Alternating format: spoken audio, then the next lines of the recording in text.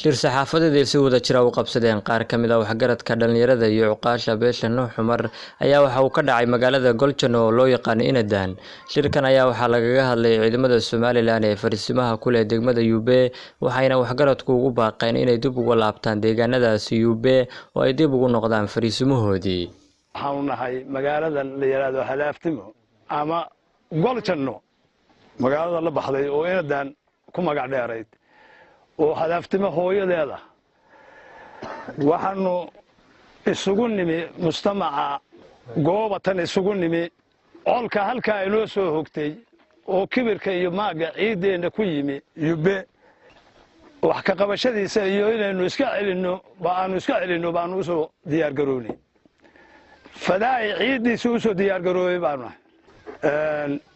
waa maag iyo gardaro waxa halka hawlgalka aanu ku jirnaana wax kale ma aha oo goobta ugu soo diyaar garoobnay inta tan joogtay iyo in maqanba oo halka in loo wada jeesto baanu diyaar u nahay waxa weeyaan sidaas looga warbixiyo weeye marka ay ummad islaama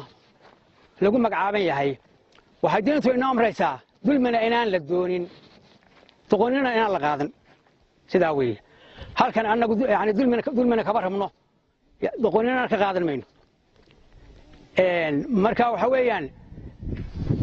doqonina ka qaadashadu waxa weeyaan waa annaga oo dalka macnaha ka dibur jeedina marka sidaas oo kale loo ku soo duulo isku tiirsanaan iyo isku kalsooni baa horumar lagu gaadhaa sideedaba حاجة ما يعناها يعني رجعنا يعني هول وذا نضعه وأوقع من ذلك إني دافع عن عيد وضهيه ها هدي عنها أنا هلين كلامين بوحدة ها يعني وحوي يعني لو ثلاثة ماشي يعني لقاري معي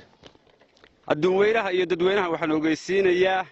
إن إذا ما دعنا لقد القاضي فكتودي اللي وعشوا فوق هذا الله إن دلوا قبضنتو إنتني إن صو صوتا يا إني ما نسمع إنت بوحوي ديار وحلوية دلك هو إن الدفاع ذو وعدو كسر دولي ونمان كان دلك ودين تكيم معدن كسر دولي إن ليسك اليوم بديار له ياي أنت كبعد وحلا هاي تشالي ده إذا كهل كايتشوجا ودون دلك زينو دافع ذو wuxuu u baahan yahay daryeel dhaqaatiir buu u baahan yahay cunto u baahan yahay hub buu u baahan yahay rasaas buu u baahan yahay taambugyo u baahan yahay wax walba u baahan yahay